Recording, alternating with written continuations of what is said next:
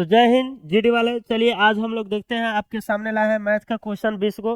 29 फरवरी 2024 shift 4 का जो question है वो आपके सामने लाए हैं, और आपका एग्जाम जैसा कि होने वाला है, बहुत कम ही समय है। तो अभी आप लोगों का पिछला साल का ही क्वेश्चन आप लोगों को करना चाहिए ज़्यादा, ताकि उसके हिसाब से आपका माइंड सेट ठीक हो जाए। ठीक है, तो चलिए देखते हैं हम आज जो शिफ्ट लाए हैं क्वेश्चन 20 को। और इसमें एक और बात देखिए, मैथ में यह चीज सीखिए कि कैसे तेजी से हम करें, क्योंकि मैथ में बहुत सारा ऐसा क्वेश्चन आता है जिसमें यदि आपको नहीं मालूम है तो समझ लीजिए कि उसमें आपको 5 मिनट से भी ज्यादा समय लग सकता है, अगर आपको सही अप्रोच नहीं मालूम है तो। ठीक है, इसलिए आप लोग को सही अप्रोच सीखना है, और जो अप्रोच हम बताएंगे एकदम एग्जाम हॉल वाला अप्रोच बताएंगे। ठीक है, कि एग्जाम हॉल में कैसे किया जाएगा इसको। तो चलिए शुरू करते हैं। सबसे पहले अपना से क्वेश्चन को कीजिएगा, फिर हमारा देखिएगा। ठीक है, रुक रुक के। तो चलिए यहाँ पर हम शुरू करते हैं क्वेश्चन नंबर 1 से। क्वेश्चन नंबर 1 में क्या है? 12 और 5 दोनों से विभाज्य सबसे छोटा पूर्ण वर्ग कौन सा है? ठीक है, यहाँ पर एक शब्द लिखा है, कौन सी? पूर्ण वर्ग, यानी स्क्वायर संख्या, जो किसी संख्या का स्क्वायर जरूर वो होना चाहिए। ठीक है, और उसमें जो है 12 और 5 से जो है भाग भी लगना चाहिए। ठीक है, और वो छोटा से छोटा होना चाहिए। ठीक है, तो ऑप्शन आपके सामने है 4 गो। तो सबसे पहले देखिए कौन इसमें जो है स्क्वायर नहीं है, उसको छांट लीजिए। ठीक है, तो 4900 बताओ किसी का स्क्वायर है कि नहीं? बिल्कुल 70 का स्क्वायर है। 2500 स्क्वायर है कि नहीं? 50 का बिल्कुल स्क्वायर है। 900 स्क्वायर है कि नहीं? 30 का ये है कि नहीं स्क्वायर? ये 60 का, यानी सभी स्क्वायर है, तो इससे तो काम नहीं बना। ठीक है, अब इसमें देखिए कि 12 और 5 दोनों से भाग लगना चाहिए। ठीक है, तो 5 से तो सब में भाग लग रहा है, क्योंकि लास्ट में सबके 0 है। अब देखिए 12 से भागा लग रहा है कि नहीं, तो 12 से लग रहा है कि नहीं ये आपको देखने के लिए 3 और 4 से देखना पड़ेगा, लगेगा कि नहीं। ठीक है, तो पहले देखिए 3 से, क्योंकि 4 से सब में लगे, क्योंकि लास्ट के 2 अंक में देखिए 4 से सब में लग रहा है, तो ये वाला तो फेल हो गया। अब यहाँ पर देखिए 3 से, देखिए किस में लग रहा है किस में नहीं। तो 3 से चलिए चेक करते हैं। तो पहला जो ऑप्शन है 9 व 4 13, इसमें 3 से भागा नहीं लग रहा है, बिल्कुल खत्म। 5 और 2 7, यो एकदम खत्म, क्लियर। फिर इसके बाद 900 और 3600, इन दोनों में लग रहा है 3 से भी भागा। ठीक है, अब इसमें देखना है कि बोला है कि छोटा चाहिए हमको, छोटा, तो छोटा 900 है कि 3600 है? तो बिल्कुल आंसर हो गया 900। देखिए इसके लिए कलम भी उठाना नहीं पड़ा, खाली आपको ऑप्शन देके आंसर मार देना है, और कैसे मारना है वो हम आपको यहाँ पर बताएं अभी। ठीक है, चलिए अब आगे देखते हैं यहाँ पर। Question number 2। ठीक है, 2352 में एक वस्तु बेचने पर 752 का लाभ होता है, लाभ प्रतिशत क्या होगा? अब देखिए 2352 में बेच रहा है और उसको लाभ कितना हो रहा है? 752 का। तो 752 का तो लाभ हो गया इसका। अब कितना पर लाभ हो रहा है? लाभ जो होता है, लाभ परसेंट हमेशा सीपी पर निकलता है, तो सीपी कितना होगा? इतना में बेचा, इतना लाभ हुआ, तो सीपी इसमें से घटेगा। तो 2352 में से 752 घटाएंगे तो कितना हो जाएगा? 1600, यानी 1600 पर आपको बताना है कि इसको कितना परसेंट का लाभ हुआ। तो 2 जीरो से 2 जीरो खत्म, और 16 से काटिए, 16 चौका 64। ठीक है, 64 के बाद में हो जाएगा कितना? 6 5 11, 16 7 बोलो 10 है, यानी 47%। सीधे इसका आंसर हो गया 47%। ठीक है, कोई दिक्कत है इसमें किसी को? चलिए अगला क्वेश्चन देखते हैं। हाँ, एक घनाकार कमरे में रखी जा सकने वाली सबसे लंबी छड़ की लंबाई 50√3 सेंटीमीटर है, घन का आयतन क्या है? ठीक है, तो बताइए, अगर घनाकार होता है तो सबसे लंबा छड़ कहाँ से कहाँ पड़ता है? ठीक है, तो जो विकर्ण होता है ना, घन का, घन का जो विकर्ण होता है वही सबसे लंबा छड़ अटता है। ठीक है, बाकी कहीं भी नहीं अटेगा। जो जैसे घन जो होता है, जैसे यहाँ पर हम घन का आपके पास, आपके सामने एक फिगर बना दे रहे हैं यहाँ पर घन का। देखिए घन ऐसे होता है ना, तो कहाँ पर रखेंगे छड़ ताकि उसका ज्यादा से ज्यादा लंबाई हो? बताइए तो। आपको ई कोना से लेके एक बार ई कोना रखना पड़ेगा। ठीक है, तो ई होता है कौन सी? ये विकर्ण होता है घन का। अब विकर्ण का फॉर्मूला क्या होता है? विकर्ण का फॉर्मूला क्या होता है? √3a क्या होता है? और इसका वैल्यू कितना दिया है? 50√3, तो √3 से √3 खत्म। ए का वैल्यू कितना हो गया? 50। और इसका क्या पूछा है? आयतन। आयतन होता है एक क्यूब, तो इसका 50 का क्यूब कौन सी होगा?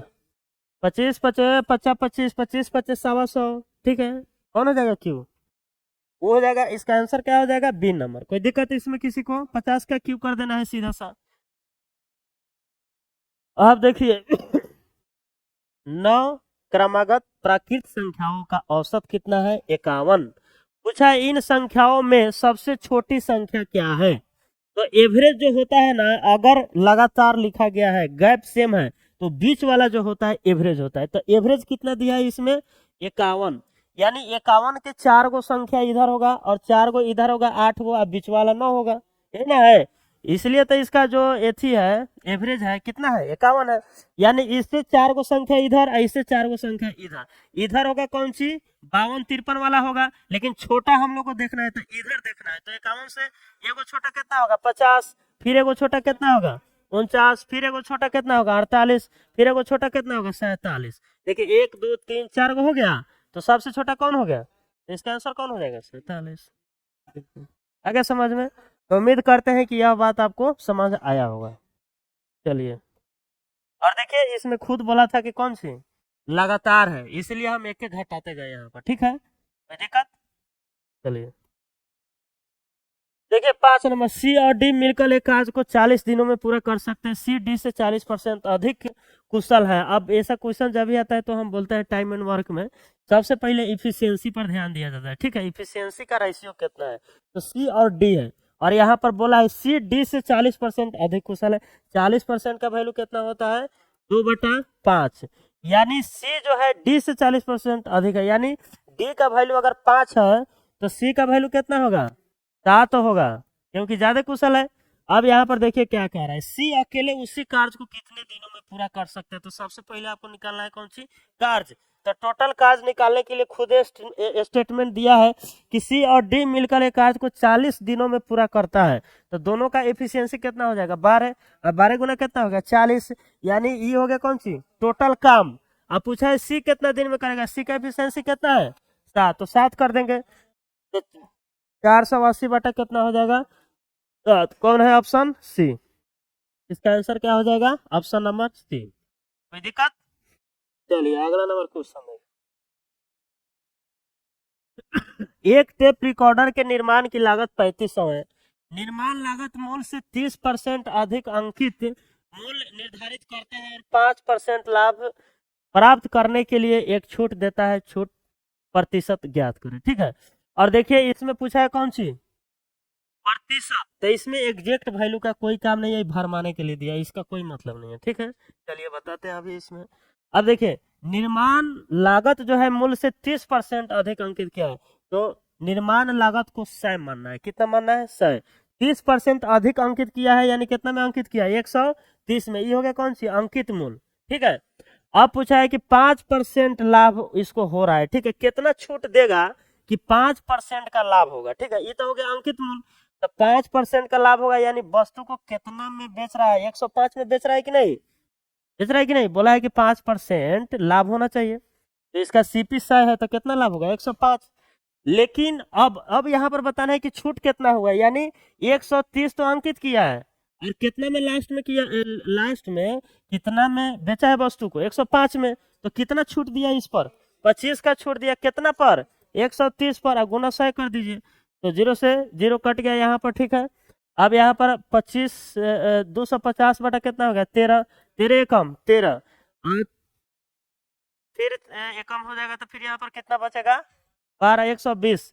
तो यहाँ पर लगा 13 नवा 17 से 19 पॉइंट कुछ कुछ 19 यहाँ पर है, सीधा मार दीजिए, काम खत्म। आगे गुना भागा करने का जरूरत ही नहीं। कोई दिक्कत?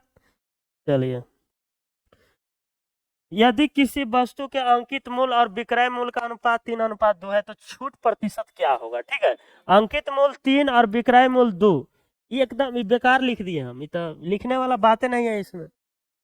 3 अंकित मूल्य है, 2 में बेच दिया, कितना छूट दिया? 1 किस पर छोड़ दिया? 3 पर। तो 1/3 होता है 33.33%।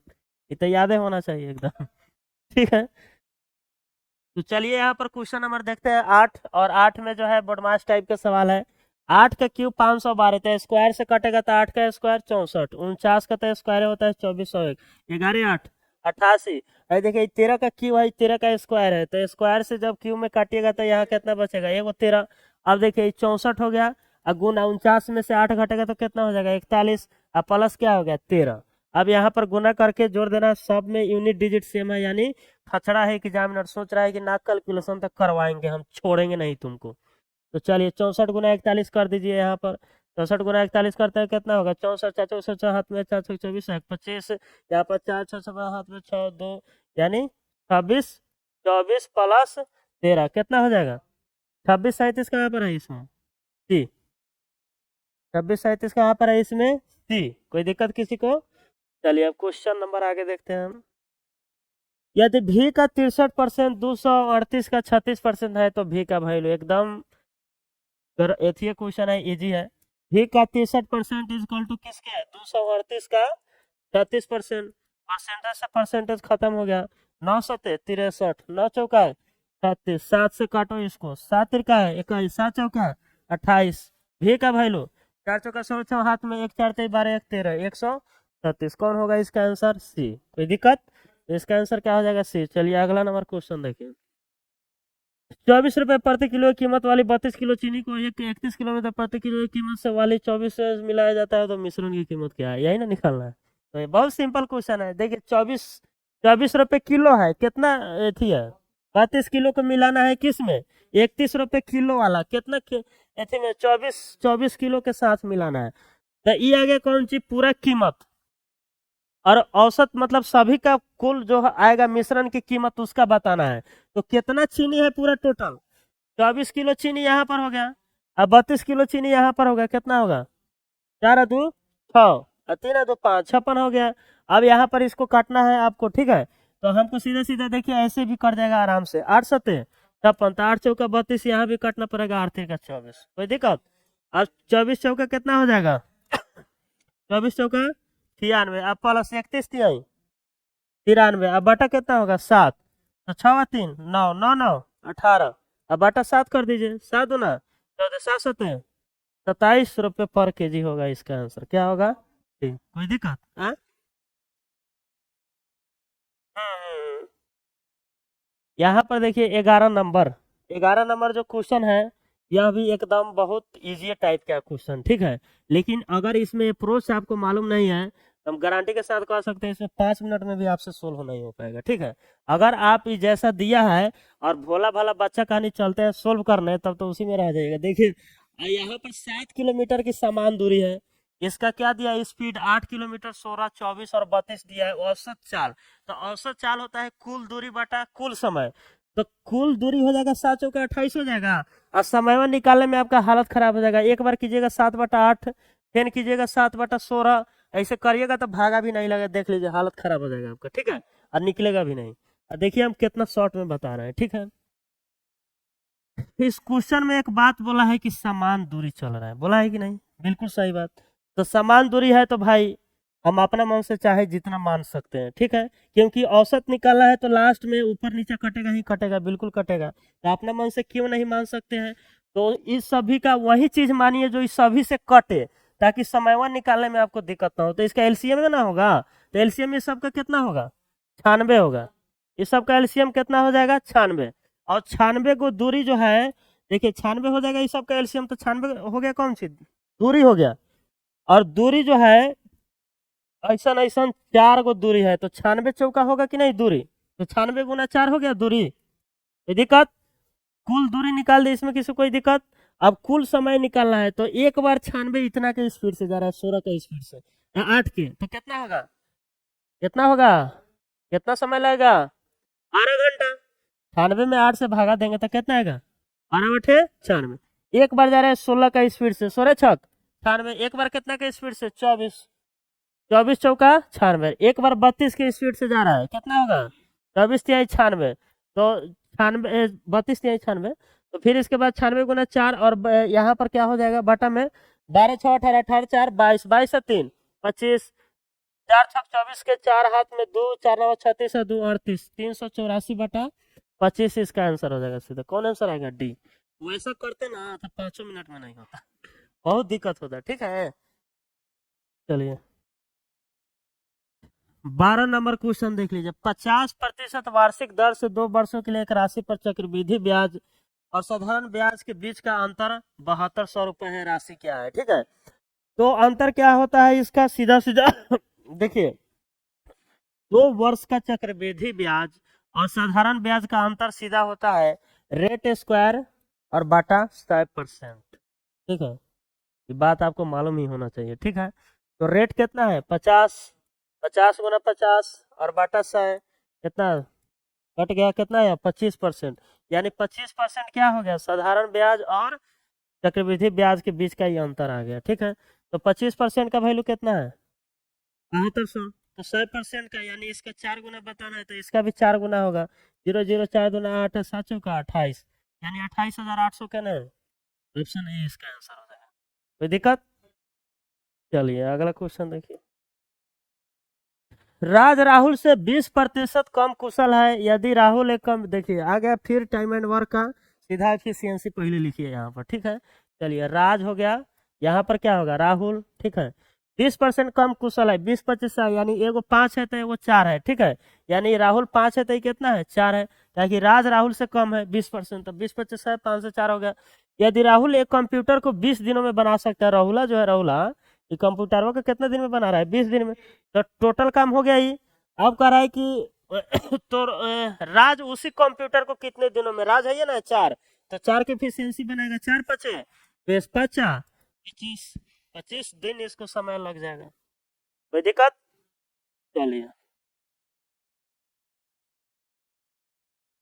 फिर यहाँ पे देख लीजिए 14 नंबर, दो संख्याओं का गुणनफल 4107 है। यदि इन संख्याओं का महत्तम समवर्तक 37 है तो बड़ी संख्या क्या होगा। ठीक है, और देखिए मासा इन सब का एचसीएफ कितना है 37, यानी दोनों संख्या में 37 से भाग निश्चित रूप से लगेगा। ठीक है, और यहाँ पर ऑप्शन में देखिए इसमें 37 से भाग लग रहा है कि नहीं, नहीं लगेगा। 37 दूना 74 इसमें लग जाएगा, ये आंसर हो सकता है। 37 या 111 ही हो सकता है, ये नहीं होगा। 80 में 37 से भागा नहीं लगे। अब यहाँ पर फंसा दिया, दो को ऑप्शन दे दिया। ठीक है, तो इसको थोड़ा सोल्व करना पड़ेगा। तो संख्याओं को मानिए जो देता है ना एचसीएफ, तो एचसीएफ से ही संख्या को माना जाता है। ठीक है, एगो हो जाएगा कौन सी 37 ए, एगो मान लीजिए संख्या 37 ए, एगो संख्या कितना हो जाएगा 37 बी। क्यों?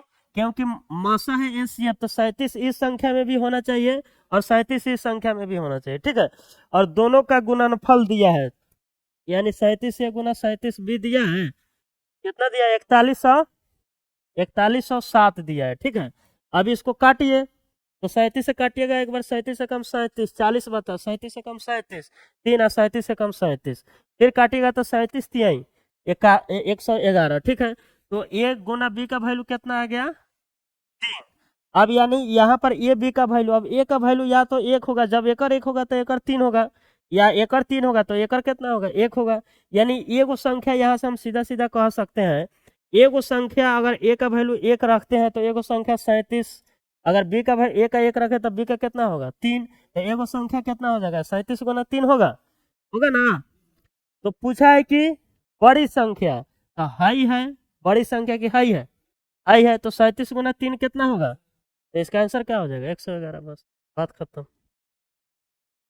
तो चलिए क्वेश्चन नंबर 15 हम देखते हैं। यहाँ पर दिया है यदि दो मात्राओं का योग उनके अंतर के 6 गुना के बराबर है, यानी दो मात्राओं का योग जो है उनके अंतर के 6 गुना के बराबर है, तो दो मात्राओं का अनुपात क्या होगा। ठीक है, तो चलिए अनुपात निकाल लेते हैं हम। ए प्लस बी यहाँ पर हो जाएगा, यहाँ पर 6a माइनस 6b होगा, तो ए को भेज दीजिए उधर और बी को ला दीजिए इधर, तो बी वाला इधर आएगा तो 7b हो जाएगा, ए को उधर भेजेंगे तो 7, ना ना 6a में से एक घटेगा तो कितना होगा 5a, तो यहाँ पर कर दीजिए। अब ए बटा बी निकालिए डायरेक्ट, ए बटा बी, यानी बी को उधर हम भेज रहे हैं तो 5 इधर आएगा, तो 7 बटा क्या हो जाएगा 5 हो जाएगा। कोई दिक्कत?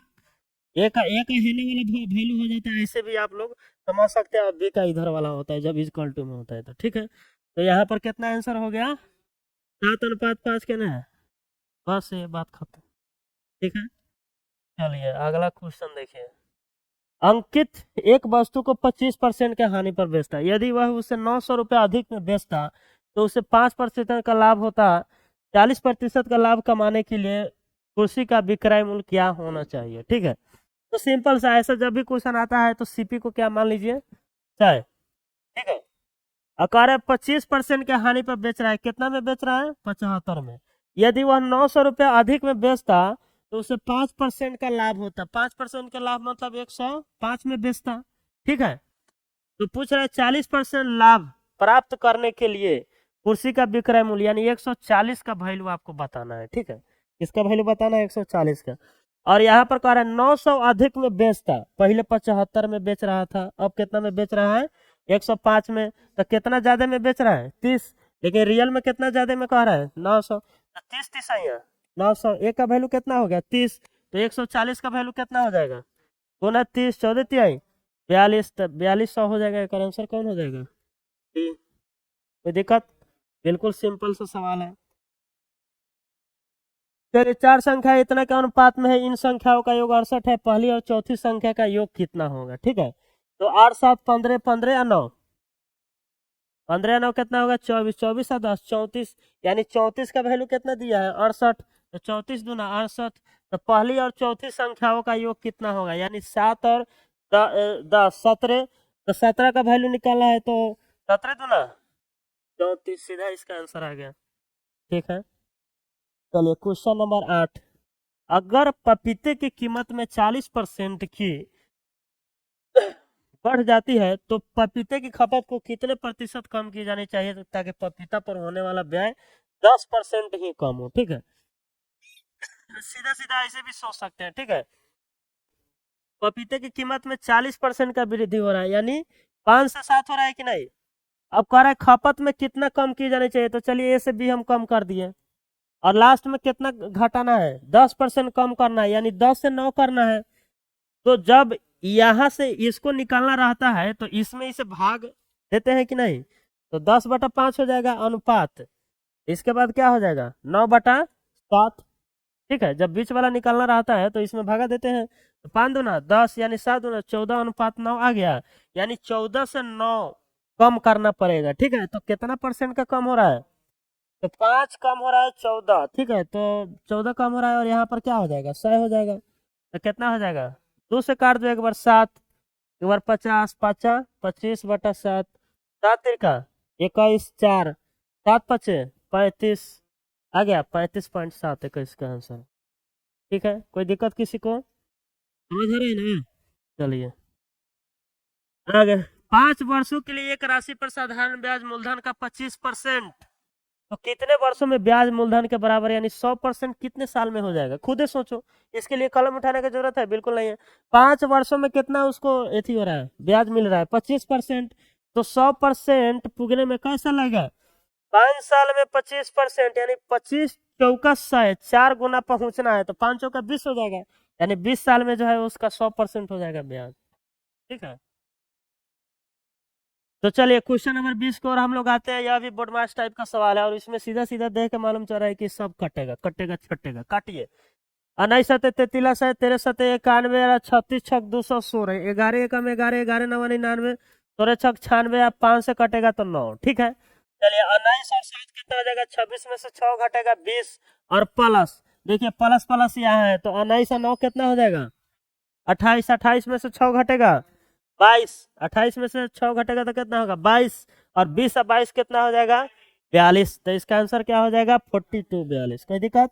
और क्वेश्चन है जा खत्म हो गया। ठीक है, तो चलिए उम्मीद करते हैं आप सबको बहुत अच्छे से समझ आया होगा। ठीक है, अगर आप लोग को जिस भी शिफ्ट में दिक्कत है तो हम ये बात हर बार कह रहे हैं कि उस शिफ्ट का सिर्फ नाम लिख के भेज दीजिए कमेंट में, हम उसका सोल्यूशन करके आपको भेज देंगे। ठीक है, कोई दिक्कत? तो बाय बाय, मिलते हैं फिर अगले वीडियो में। Take care of your self.